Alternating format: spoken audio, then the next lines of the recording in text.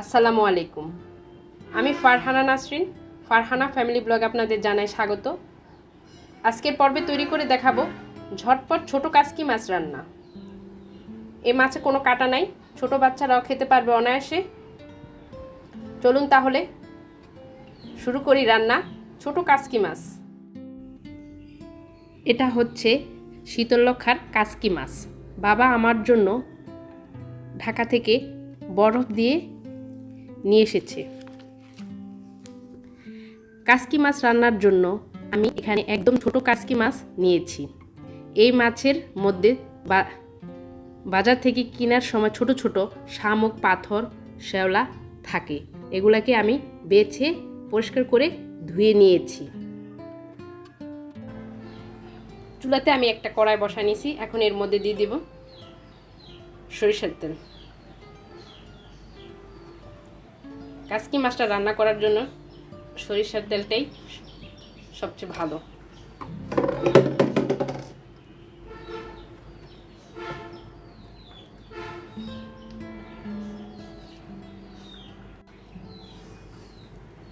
তেলটা গরম হয়ে আসছে। এখন দিয়ে দিব আমি একদম চিকন করে কুচানো পেঁয়াজ।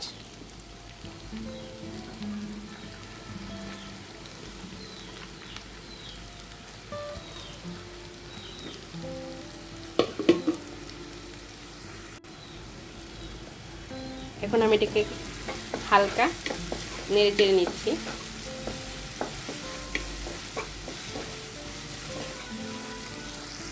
এখন আমি এর মধ্যে দিয়ে দিব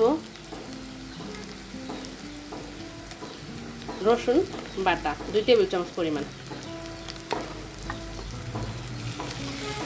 এটাকে ভালোভাবে নেড়ে চেড়ে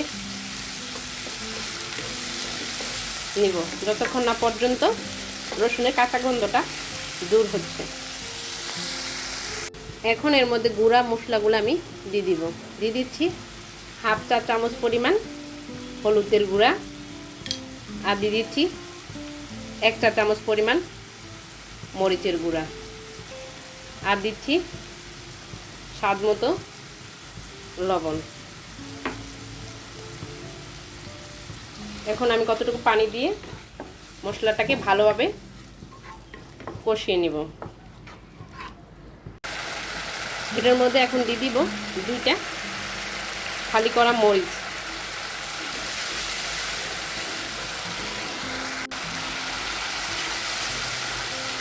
তেল ভেসে উঠেছে উপরের দিকে। এখন আমি এর মধ্যে দিয়ে দিব কাচকি মাছগুলো।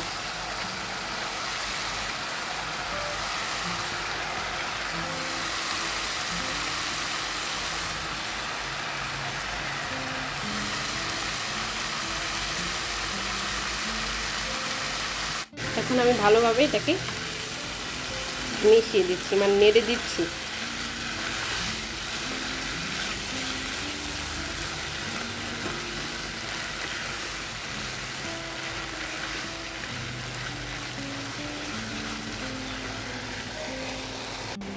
ঢাকনা দিয়ে ঢেকে আমি অল্প কতক্ষণ কষিয়ে নিব।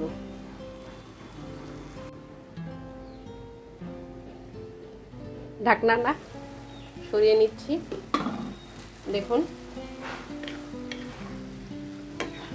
এই মাছটা রান্না করতে বেশি সময় লাগে না। এখন এর মধ্যে দিয়ে দিব আমি ভাজা জিরার গুঁড়া 1 চা চামচ পরিমাণ। আবার একটু ভালোভাবে মিশিয়ে দিচ্ছি।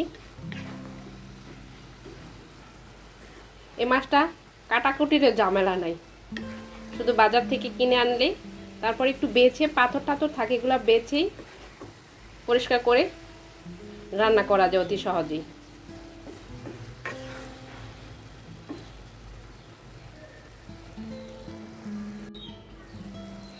এখন আমি এর মধ্যে দিয়ে দিব ফ্রিজে রাখা ধনেপাতা কুচি।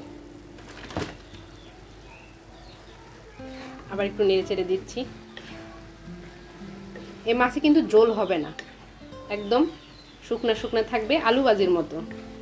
আমরা যেভাবে আলু ভাজি খাই দেখুন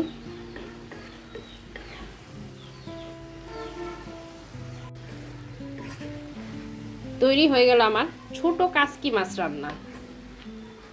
দেখুন, এখন আমি আপনাদেরকে পরিবেশন করে দেখাচ্ছি, মানে একটা বাটিতে নিয়ে দেখাচ্ছি। দেখুন, আমি বেড়ে দেখাচ্ছি মাছটা কীরকম হয়েছে। এটাতে কোনো কাটা নাই, এটা ছোট বাচ্চারাও খেতে পারবে খুব অনায়াসে। আর রান্না করা যায় অল্প সময়ের মধ্যে।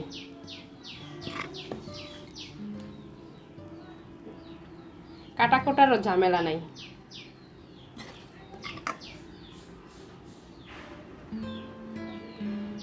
এই মাছটা গরম ভাতের সাথে খেতে কিন্তু খুবই ভালো লাগে।